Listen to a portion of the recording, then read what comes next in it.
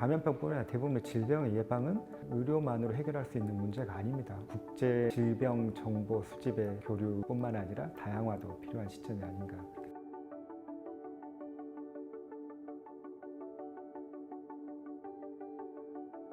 방역이란 말이 이제 한글 용어의 방역인데 영어로 따지면 감염병 예방과 관리입니다. 그걸 이렇게 줄여서 한 단어로 이제 방역이라고 표현하고 있습니다. 감염병 관리는 이제 감염병이 확진된 사람을 치료하고 뭐 격리하고 이런 부분인데 감염병뿐만 아니라 대부분의 질병의 예방은 의료만으로 해결할 수 있는 문제가 아닙니다. 이를테면 폐암을 예방하기 위해서는 담배를 우리가 끊거나 안 피워야 되는데 그 예방을 하기 위해서 폐암이 생긴다면 치료 열심히 한다고 해서 사망률 낮추겠지만 예방을 할 수 없거든요. 그러기 위해서는 담배 회사와 관련된 부분들, 담배 유통과 배포, 제조 이런 부분을 해야 되기 때문에 그러면 당연히 걸리는 부분들이 법률적인 문제들, 그 사람의 행동의 문제들 여러 가지 문제가 걸리는 겁니다. 감염병 마찬가지로 감염의 위험이 중국에서 생겼다 그러면 한국의 확산을 유입을 막기 위해서는 어떤 정책을 세워야 되고 관리를 해야 되고 유입을 막기 위해서 우리가 동원할 수 있는 자원이 무엇이고 이런 결정들은 결국은 정치의 영역입니다. 정치의 본질적 영역이 자원의 확보와 자원의 배분이거든요. 그 부분에 대해서는 정치가 책임을 져야 되고요. 전문가들은 그와 관련해서 의견을 내고 선출직 정치인이 최종적인 책임을 하는 겁니다. 그 부분이 실패를 하게 되면 똑같은 팬데믹이 벌어졌을 때 이 부분을 잘 관리하느냐 못하느냐는 정치의 영역에서 얼마나 올바른 결정을 내리냐에 따라 달라지게 됐다는 부분이 많은 전 세계 국민들이 알게 된 바가 아닌가 싶습니다. 오해들은 점점 풀려나는 것 같은데 많은 사람들이 특정한 사람들이 감염의 원천이 된다라고 생각을 하는 것 같습니다. 초기에는 신천지와 같은 특정 종교, 이번에 이태원 같은 성소수자 이런 식인데 사실은 바이러스는 종교도 없고 국적도 없고 성적 선택 이런 거 없습니다. 그냥 바이러스는 인간이라는 개체에 따라 다 행동에 따르기 때문에 모든 사람이 평등하다는 걸 보여주는 거기 때문에 그에 따른 사람을 가린다 이런 부분에 대한 것들은 이제 대표적인 오해라는 생각이 듭니다. 스웨덴 사례가 이제 그것도 대표적인 이제 정책이 이제 오해 사례인데 스웨덴은 이제 집단 감염을 정책으로 삼겠다고 얘기한 적은 없고요. 외신을 통해서 전달되는 과정에서 약간의 오해인데 집단 면역은 정책이 아니고 정책의 결과 또는 목표가 됩니다. 어떤 대책을 통해서 집단 면역을 확보할 것이냐지 집단 면역 자체가 정책인 것처럼 얘기하면 무슨 일이 벌어지냐면 곡선을 이렇게 길게 늘어 플래트닝 더 커브가 아니라 그냥 빨리 많은 사람들이 희생을 감수하고 집단 면역이라는 목표를 확보하자는데 그런 것들은 스웨덴 전 세계 어느 나라도 그렇게 하고 있는 나라는 없습니다. 물론 못하고 있는 나라들이 있습니다. 제가 걱정된 나라 중에 남미, 브라질 같은 나라들인데 그런 나라들이 대처를 제대로 못하면서 집단 면역 결과적으로 희생을 통해서 결과가 확보되는 건데 집단 면역은 대책이 아니라 목표다, 결과다. 이 부분만큼은 잘 알고 계시면 좋겠습니다.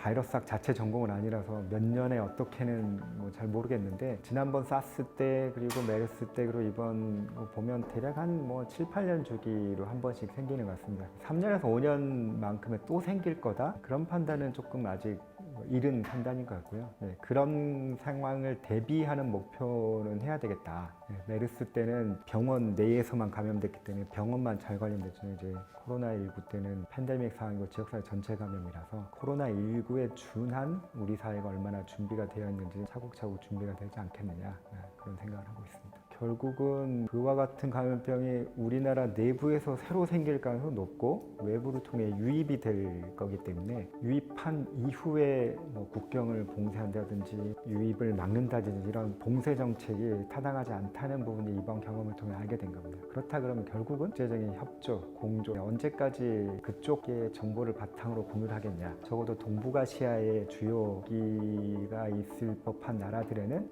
외교관, 영사관인 이런 곳에는 질병을 담당하는 전문가가 반드시 배치를 해서 질병 정보만 수집하는 이런 사람들이 있어서 공식적인 정보 이외에 자체적인 정보 수집을 두 개가 종합을 해야만 의사결정하는 데 적절하지 않겠느냐. 국제 질병 정보 수집의 교류뿐만 아니라 다양화도 필요한 시점이 아닌가 생각하고 있습니다.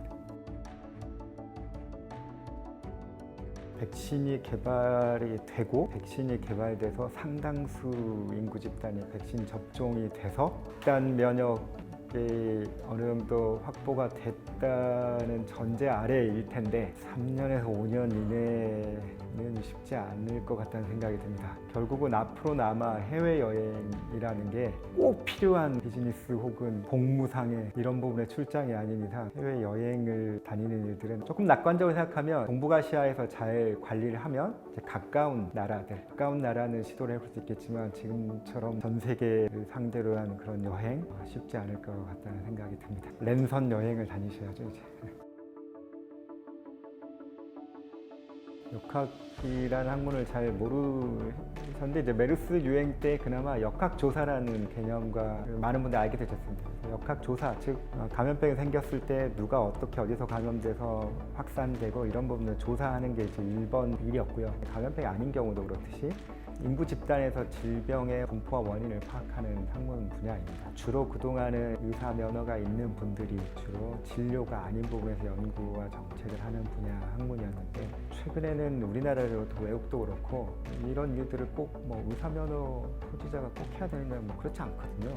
오히려 훨씬 수리적 훈련이 되어 있는 수학적 훈련이나 컴퓨터 프로그램 훈련이 되어 있는 이런 분들이 인구 집단에서 되게 데이터를 이른바 빅데이터를 바탕으로 감염병 모형도 만들고 이런 연구에 참여를 하고 있어서 외국에는 거의 이제 반반 정도로 의사와 의사 아닌 사람들 하고 있고 점점 그 비율이 의사가 아닌 분들이 많이 하고 있는 추세이기도 합니다.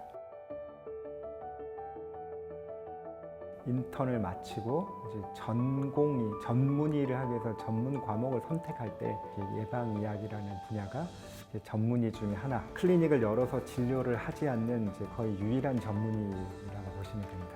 역사가 조금 복잡하긴 한데 한국에서는 그런 전문의 제도가 예방의학 남아있어서 아예 실험실에 가서 기초의학을 전공하는 친구들도 아주 드물게 있는데 예방의학은 실험실 가서 기초의학도 아니고 또 이제 환자를 진료하는 임상의학도 아닌 좀 그 중간 경계에서 양쪽을 매개하는 이런 분야이기도 합니다. 그래서 전공의를 선택을 할 때 저와 같은 전공을 선택한 사람이 제가 졸업할 때 한 200명, 한 학년에 200명 정도 졸업했는데 위아래로 한 3, 4개 학년 합하면 1000명쯤 되는데 1000명 중에 한두 명 정도 선택을 합니다. 그래서 한 해 졸업생 중에 한두 명도 안 되는 정도의 선택이었는데 최근에는 조금 늘긴 했는데요.